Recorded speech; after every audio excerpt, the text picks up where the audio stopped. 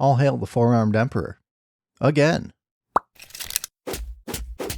Welcome back, everybody, to an episode of Toast Hammer. It's Genestealer June.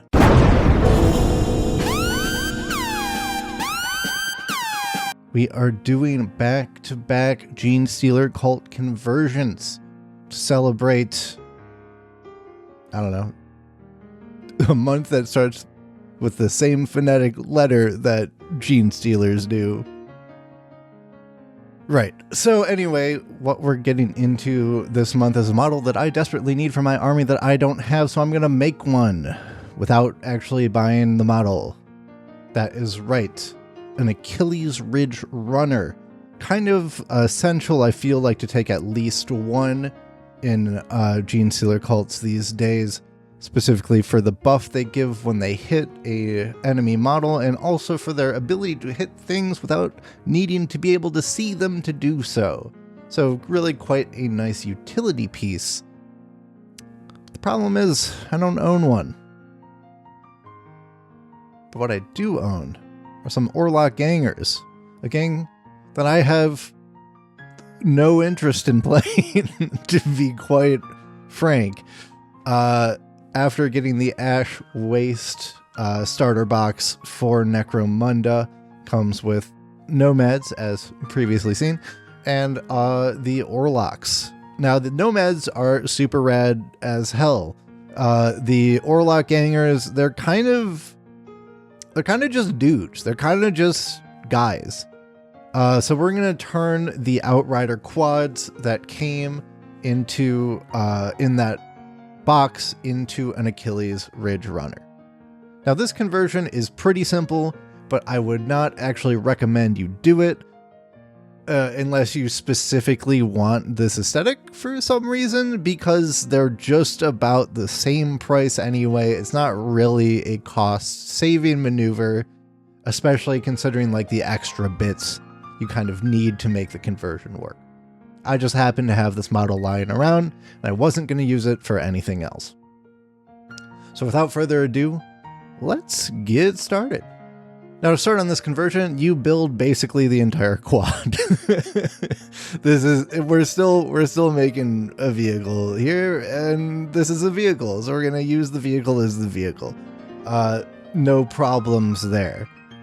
After you get to the finishing the quad portion of the quad, that is kind of where we can start to make our conversion.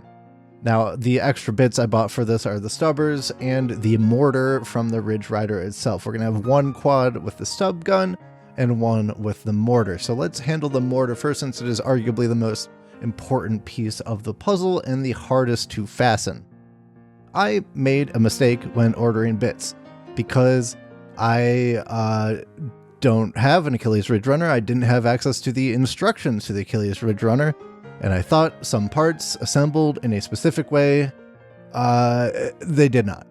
So I ended up with some incompatible parts, but we're going to make it work anyway, because that is what we do over here on Toast Hammer. Having the mortar fully assembled, we also have these awkward brackets that are supposed to be for the other heavy weapon options. We're gonna do something with that, and we're gonna stick them to the model, and it'll look good. Promise. I promise. So, to get the placement of the mortar right, we actually need to assemble the driver of the quad first, and that is again just following the instructions of the Outrider quad kit until you have the body and arms, etc.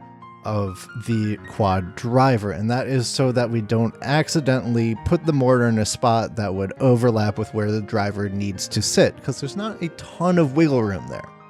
So after that driver is in place, we can attach the mortar to one of the back kind of trestles or mud flaps, I suppose, of the back wheels, which I think is the best place to put this gun. It'd be weird to add it to the pintle mount, and this area will give it a bit more stability, and I have an idea that will make it attach fully well, but for now we're just going to kind of dangle it off the end with the center mount sticking off of that mud flap. But what we are going to do is attach those weird brackets that are not supposed to be compatible with this part of the model, but do look convincingly similar, like they should connect.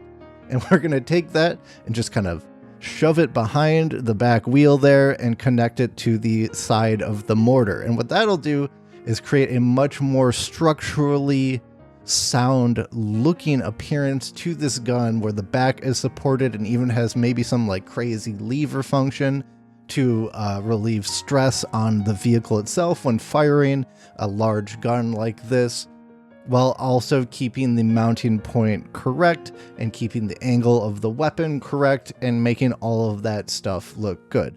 And that's basically all you need to do for the mortar. Theoretically, you could add the stub gun pintle mount to this quad as well. I think it would look kind of dumb though, so that's what we're going to do with our other quad. And to do that, we're going to take the body of the heavy bolter option for the pintle mount of the quad. We're also going to build out the pintle mount, the driver, the gunner, things of that nature. And we're really just going to alter the gun here, cutting off the first bit up to the magazine to get a nice flat surface. We're going to take our stub guns and cut those off as well. And then we're going to glue them in a vertical orientation on the heavy bolt gun body to create this sort of like twin linked stubber appearance. Now, a nice little sort of alignment tip here is that you can take the first stubber and just glue that on normally.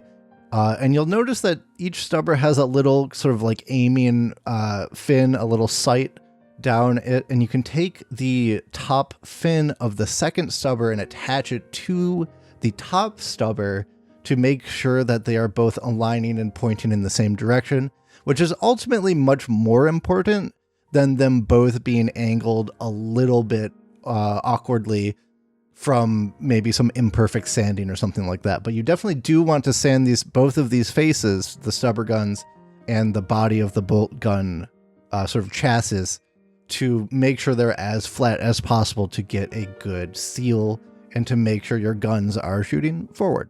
But after those stub guns are glued in place, well, you got a stub gun instead of a bolter, and then you can just attach that to the model like you normally would. Super, super easy, super simple conversion.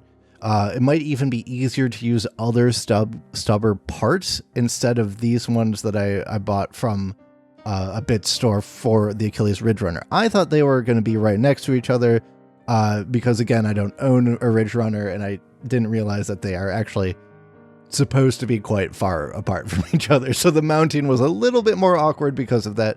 Had to cut off some parts that maybe if you had other stubber parts, you might not have to cut off. But that all being said, well, we have a mortar and we have a stubber, but Toasty, these are on two different vehicles. How is this going to be one Achilles Ridgerunner? Well, enter the secret sauce.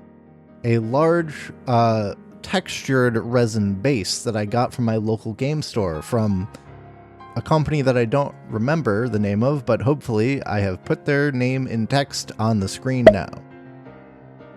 This company makes a lot of resin molded bases, and this one happens to fit the aesthetic that I'm going for with my Genestealer Cultists.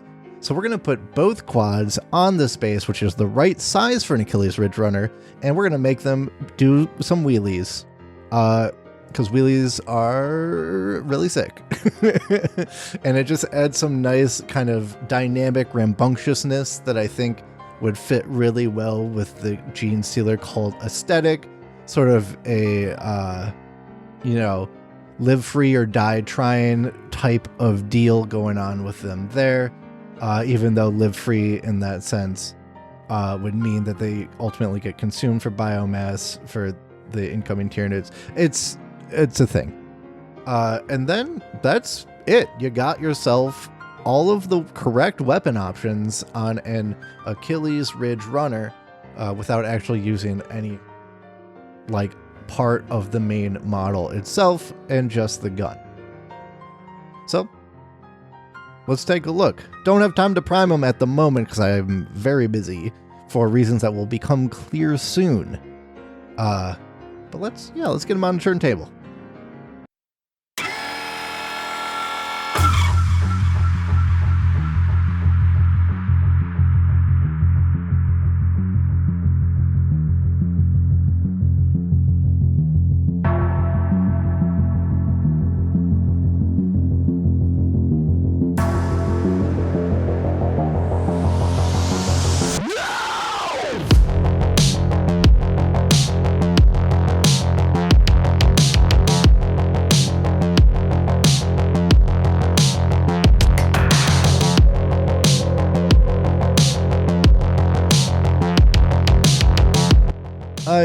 very much hope you like this conversion. If you want to see more, be sure to hit that subscribe button, because we are doing another Genestealer Cults conversion right after this one.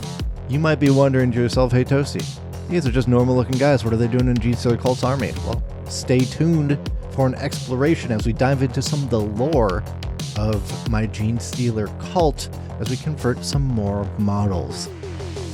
And if you did enjoy this, be sure to hit the like button. It always helps me out. And what do you think these Orlock gangers are doing in my Genestealer Cult? Leave a comment with your guesses below. And until next time, peace.